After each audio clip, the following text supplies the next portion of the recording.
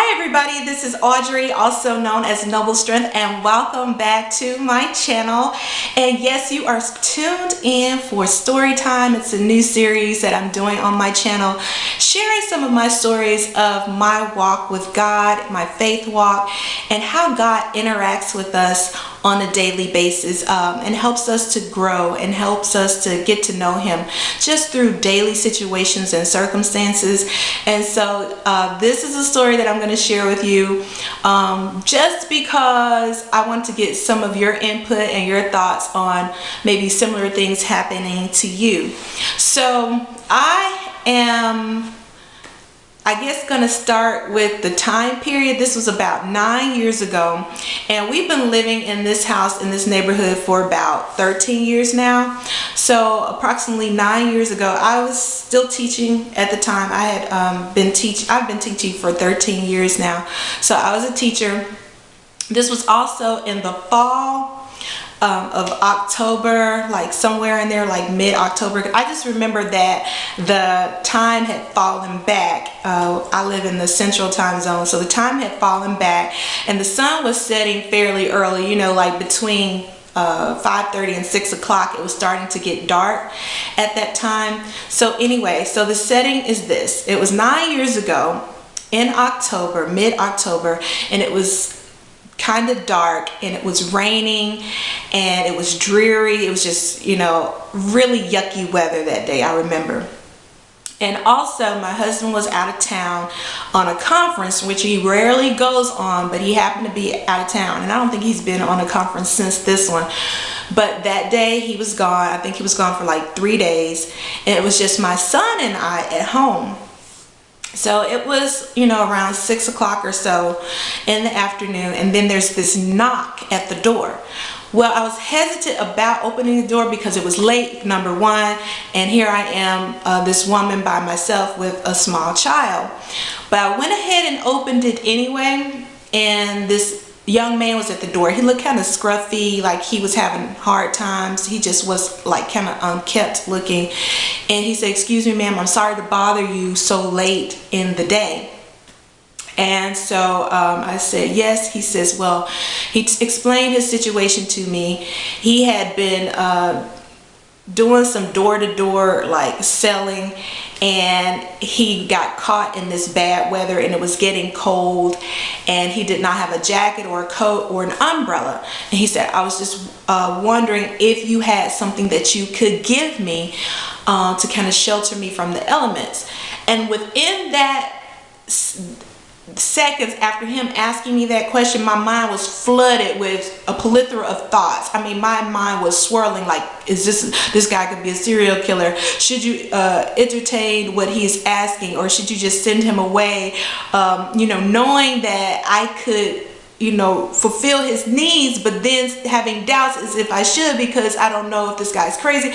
All this stuff flooded my mind within a matter of seconds, and then I quickly shut all of that off and just said a quick prayer in my head like, "Lord, protect me," because I wanted to help him. I had compassion for him and I wanted to help him.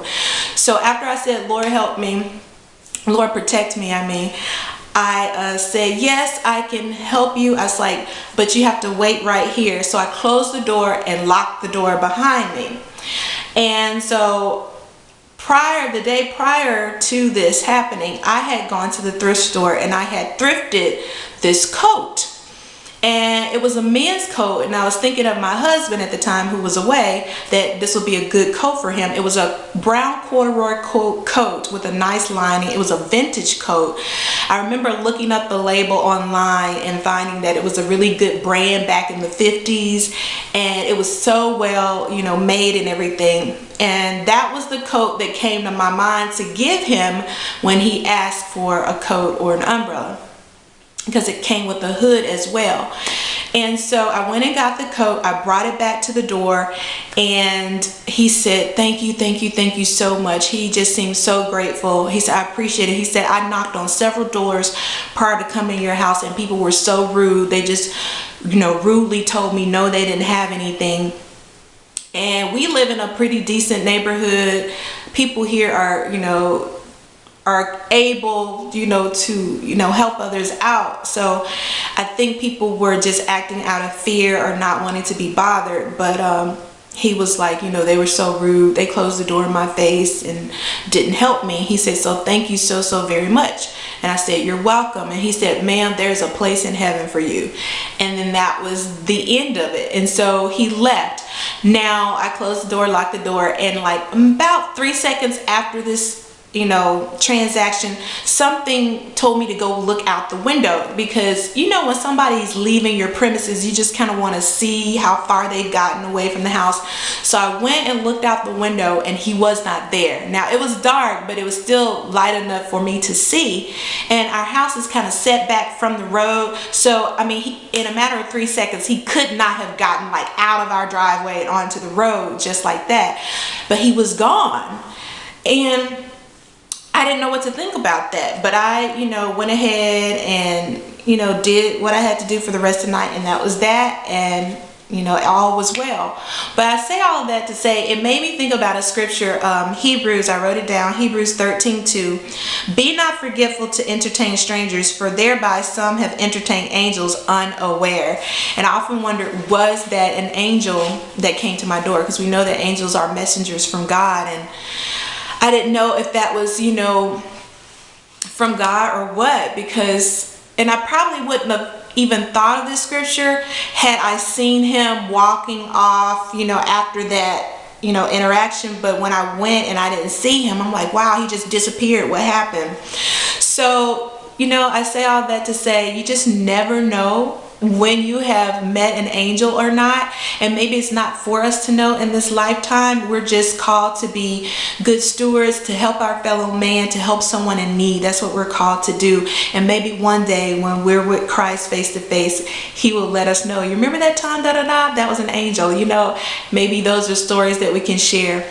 But leave your stories below. I'd love to know if you've ever had a time where you interacted with someone and you thought it was an angel. I'd love to hear from you. Leave your comments below, and if you're new to my channel, please like and subscribe. I love sharing faith talks, fashion hauls, and things about art. So I'll see you next time. Bye.